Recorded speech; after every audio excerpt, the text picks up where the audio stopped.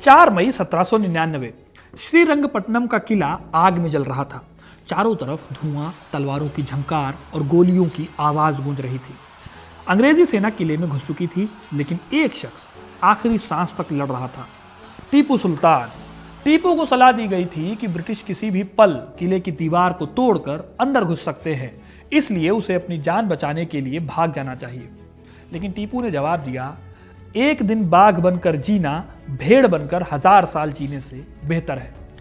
अब दोस्तों, ये जंग टीपू सुल्तान की आखिरी जंग थी। उसने एक या दो बार नहीं बल्कि 32 सालों में 4-4 बार अंग्रेजों से लोहा लिया था। लेकिन फिर एक गद्दारी के चलते उसकी मृत्यु हो गई। यह गद्दारी किसी खास आदमी ने की थी, जिसके बारे में सुनकर आपको बंगाल के मीर जाफर का धोखा भी छोटा लगने लगेगा। आज मैं आपको टीपू सुल्तान की आखिरी जंग और उसके साथ हुई गद्दारी की कहानी सुनाऊंगा। अगर यह गद्दार नहीं होता तो क्या मैसूर को अंग्रेज जीत पाते? इन सभी सवालों के जवाब मिलेंगे वीडियो में, तो एंड तक बने रहिएगा, क्योंकि अपना इतिहास नहीं जानोगे तो खुद को कैसे पहचानोगे।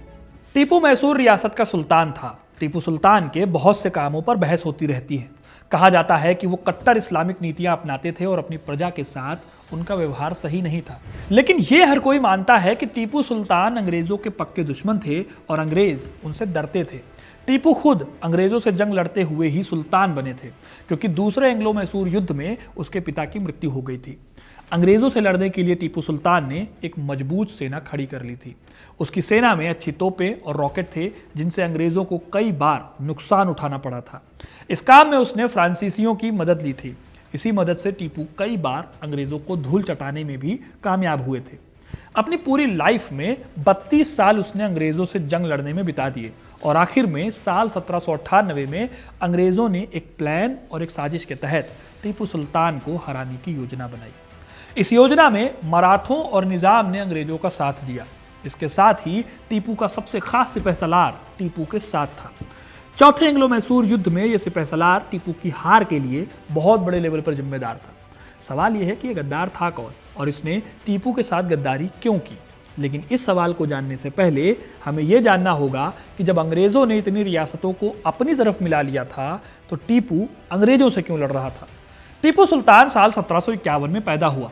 बचपन से ही उसने अंग्रेजों के काम करने के तौर तरीकों को देखा था। अंग्रेज किसी रियासत को पहले अपना दोस्त बनाते थे, फिर ट्रेड के नाम पर स्टेट में घुसते थे। उसके बाद ये इन्वेजन होता था उस जगह की पॉलिटिक्स में और धीरे धीरे अंग्रेज पूरे राज्य पर कब्जा कर लेते थे। ऐसे ही टीपू के मैसूर राज्य पर भी अंग्रेजों की नज़र थी। इसीलिए टीपू सुल्तान अंग्रेजों से नफरत करता था। इस नफरत के चलते कभी भी उसकी अंग्रेजों से बनी नहीं और टोटल 4 बार अंग्रेजों से उसने जंग लड़ी। हर जंग में टीपू ने अपनी बहादुरी का लोहा मनवाया। पहली बार साल 1766 में अपने पिता हैदर अली के साथ मिलकर जंग लड़ी। इस जंग में उसने सिर्फ 16 साल की उम्र में कर्नाटक पर कब्जा कर लिया और कर्नाटक की राजधानी मद्रास पर इतनी तेजी से हमला किया कि मद्रास में बैठे ब्रिटिश गवर्नर को नाव में बैठकर भागना पड़ा। 16 साल के टीपू ने अंग्रेजों की हालत इस जंग में पतली कर दी थी। इस लड़ाई में हैदर अली की जीत हुई और अंग्रेजों के दुश्मनी भी आगे बढ़ गई। साल 1779 में फिर टीपू सुल्तान और हैदर अली ने मिलकर अंग्रेजों के खिलाफ लड़ाई लड़ी। ये दूसरी एंग्लो मैसूर वॉर थी। यहां भी टीपू ने अपनी वीरता का परचम लहराया। इस युद्ध में पोलिलूर की लड़ाई बहुत मशहूर है, जिसमें टीपू ने 3500 सिपाहियों और अंग्रेजों को बुरी तरह से हराया था। हालांकि इसके सिर्फ 2 साल बाद टीपू के पिता हैदर अली की कैंसर से मृत्यु हो गई। फिर टीपू ने युद्ध को रोककर अंग्रेजों से संधि की, लेकिन पोलिलूर की लड़ाई में उसने एक बाघ का खिलौना बनवाया जो एक लेटे हुए ब्रिटिश सिपाही पर हमला कर रहा था। साथ ही एक धौंकनी भी थी इस खिलौने में जो दर्द की दहाड़ और चीखें निकालती थी। ये टीपू सुल्तान का फेवरेट खिलौना था, जो आज भी काफी पॉपुलर है और टीपू सुल्तान की पहचान भी इस खिलौने से अक्सर की जाती है।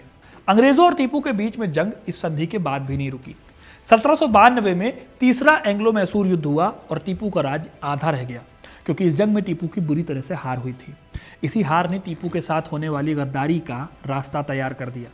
असल में जब टीपू की हार हुई तो कई लोगों को लगने लगा कि मैसूर पर कभी भी अब अंग्रेज कब्जा कर सकते थे, यानी कि टीपू की जगह अब अंग्रेजों का पलड़ा भारी था। ऐसी हालत में, जैसा कि मध्यकाल में होता आया था, कई लोगों ने अपनी वफादारी बदली और अंग्रेजों से हाथ मिला लिया। ऐसे ही टीपू का एक बेहद खास साथी था जो गद्दारी कर बैठा। इस गद्दार ने एक ऐसी साजिश रची जिसमें न सिर्फ टीपू की हार हुई बल्कि टीपू की जान भी चली गई। इस गद्दार के बारे में मैं आपको कुछ ही देर में बताऊंगा। फिलहाल ये जान लीजिए कि अपनी आधी ताकत के बावजूद टीपू ने हार नहीं मानी थी और वो अंग्रेजों से जंग लड़ने को तैयार था। इसी बीच साल 1798 में ब्रिटिश गवर्नर लॉर्ड मॉनिंगटन और टीपू सुल्तान ने आपस में सुलह की कोशिश की, लेकिन दोनों जानते थे कि सुलह होना पॉसिबल नहीं है। इसीलिए दोनों जंग की तैयारी में लग गए। जैसी तैयारी अंग्रेजों की थी उससे साफ पता चलता है कि अंग्रेजों की जीत तय थी। दरअसल अंग्रेजों ने जनरल जॉर्ज हैरिस की कमान में दो बड़ी बड़ी टुकड़ियां बनाई। दोनों को मिलाकर 30,000 की सेना थी। उधर टीपू का राज्य आधा भले हो गया था, लेकिन इसके बावजूद उसके पास भी करीब 30,000 सैनिक थे। अभी तक तो दोनों साइड पलड़ा बराबर था, लेकिन फिर हैदराबाद के निजाम ने हाथ मिलाकर 16,000 की सेना और भेज दी। इससे यह हुआ कि अंग्रेजों को एडवांटेज मिल गया। 3 बार टीपू से लड़ चुके अंग्रेजों ने इस बार कसम खा रखी थी मैसूर को अपने कब्जे में करने की। इसीलिए उन्होंने 2 साइड से अटैक का प्लान बनाया। इसके लिए 2 टुकड़ियां थी। 11 फरवरी को हैरिस की कमान में मद्रास सेना वेल्लोर से निकली, जिसमें 21,000 सैनिक थे। हैरिस के निकलने के 2 हफ्ते बाद स्टुअर्ट की टुकड़ी निकली, जिसमें करीब 6,500 सैनिक थे। 28 फरवरी को ये दोनों सेनाएं आकर करीमुंगलम में मिली, जो कि टीपू सुल्तान की रियासत के ईस्ट में पड़ता था। उधर टीपू को भी इस बात की खबर हो गई थी, इसलिए अंग्रेजों से निपटने की खातिर उसने तुरंत मद्रास को छोड़ा और श्रीरंगपट्टनम में डेरा डाल लिया। जंग से पहले ही उसने आसपास के गांवों को तबाह कर दिया, ताकि अंग्रेजों के काम की कोई भी चीज बाकी न रह जाए। उधर अंग्रेजों ने 26 मार्च को मलावल्ली नाम की जगह पर डेरा डाला और टीपू से जंग छेड़ दी। ये जगह मदुरई से 25 किलोमीटर दूर थी। दोस्तों, इस जंग में पहले तो टीपू को बढ़त मिली, लेकिन फिर निजाम की एक्स्ट्रा सेना की वजह से उसे पीछे हटने पर मजबूर होना पड़ा। मार्च से शुरू हुई इस जंग में टीपू ने कई बार अंग्रेजों को पीछे ढकेला और कई बार अंग्रेजों ने टीपू को मजबूर किया, लेकिन अभी भी टीपू को लग रहा था कि वो इस जंग को जीत जाएगा। हालांकि उसे पता नहीं था कि टीपू सुल्तान का सामना एक बहुत बड़े धोखेबाज से होने वाला है। इस धोखेबाज का नाम था मीर सादिक।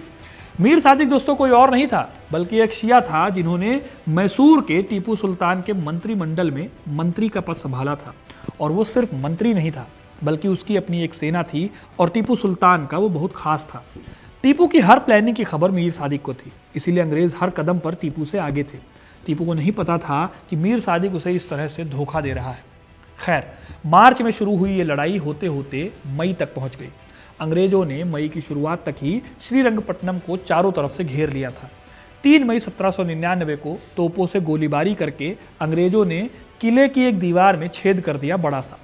एसआर लशिंगटन अपनी किताब लाइफ ऑफ हैरिस में लिखते हैं, छोटा छेद होने के बावजूद जॉर्ज हैरिस ने उसके अंदर अपने सैनिक भेजने का फैसला किया। इसी रात में करीब 5,000 सैनिक टीपू के सैनिकों से बचने के लिए खाइयों में छिप गए और अपने एक खास आदमी के इशारे का इंतजार करने लगे, जो किले के भीतर था। ये खास आदमी कोई और नहीं बल्कि खुद मीर सादिक था।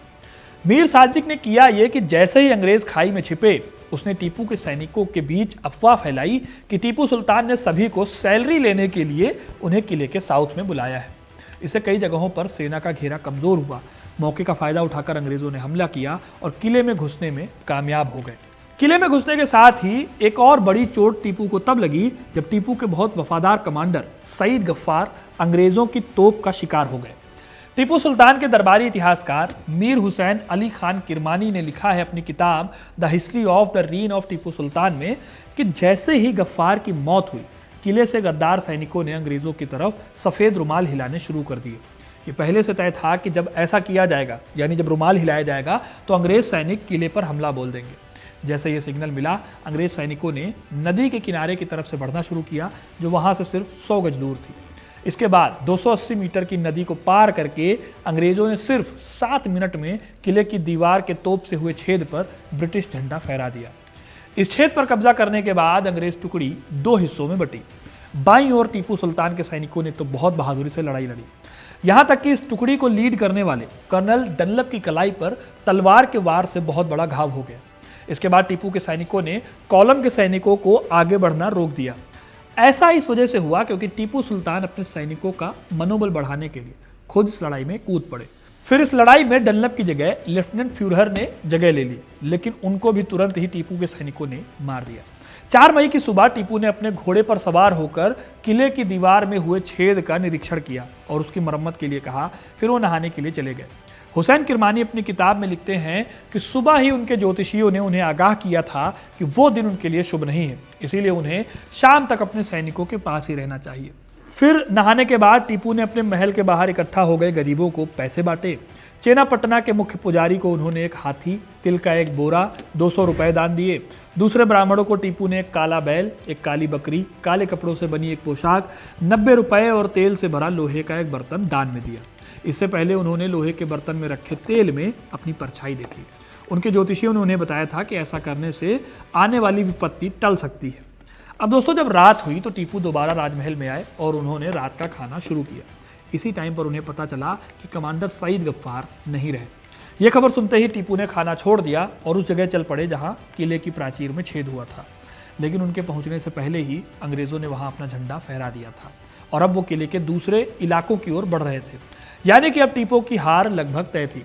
इतिहासकार मार्क विल्स लिखते हैं कि अगर टीपू चाहते तो वो लड़ाई के मैदान से भाग सकते थे, लेकिन उन्होंने लड़ना चुना। लगभग आधी लड़ाई पैदल सैनिक की तरह लड़ने वाले टीपू काफी घायल हो गए थे। उनके सैनिक उन्हें बाहर ले जाने की कोशिश करने लगे, लेकिन तब तक वहां इतने लोग मारे जा चुके थे कि टीपू को ले जाना लगभग इम्पॉसिबल हो गया था। मेजर अलेक्जेंडर एलन लिखते हैं कि उस समय उनके बॉडीगार्ड राजा खान ने उन्हें सलाह दी कि वो अंग्रेजों को अपना परिचय दे दे, लेकिन टीपू ने यह सलाह नामंजूर कर दी। उन्होंने अंग्रेजों के हाथ बंदी बनने की बजाय मौत का रास्ता चुना। टीपू सुल्तान के अंतिम समय का वर्णन करते हुए बीटसन लिखते हैं कि अंदरूनी किले में कुछ अंग्रेजों ने टीपू को घेर लिया।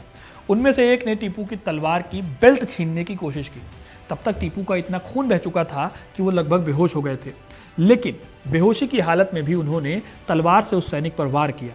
फिर उन्होंने उसी तलवार से दूसरे अंग्रेज के सिर पर वार किया, वो वहीं धराशायी हो गया। लेकिन तभी एक अज्ञात अंग्रेज सैनिक ने टीपू पर तलवार से वार किया। उसका पर्पस था टीपू की रत्न जड़ित तलवार को छीनना।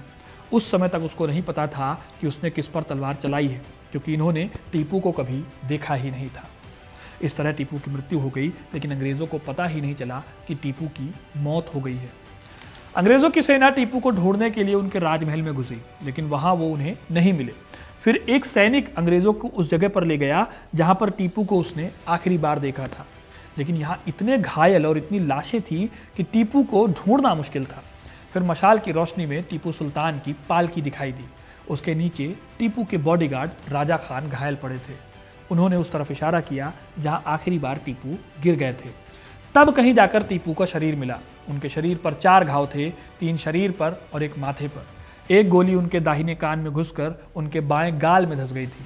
उनके सिर पर साफा नहीं था और लगता था कि लड़ाई की आपाधापी में वो नीचे गिर गया था। उनके जिस्म पर कोई भी आभूषण नहीं था सिवाय एक बाजूबंद के। यह बाजूबंद वास्तव में एक चांदी की ताबीज थी जिसके अंदर अरबी और फारसी भाषा में कुछ लिखा हुआ था। जनरल बेयर्ड ने टीपू के पार्थिव शरीर को उन्हीं की पालकी में रखने का आदेश दिया और दरबार को सूचना भिजवाई कि टीपू सुल्तान अब इस दुनिया में नहीं रहे। उनका पार्थिव शरीर पूरी रात उनके दरबार में रखा गया। उनके शरीर को लाल बाग में हैदर अली की कब्र के बगल में दफनाया गया। उसके बाद उन लोगों में 5000 रुपए बांटे गए जो सुल्तान के जनाजे में शामिल हुए थे। इस तरह अंग्रेजों ने अपने सबसे बड़े दुश्मन को खत्म कर दिया।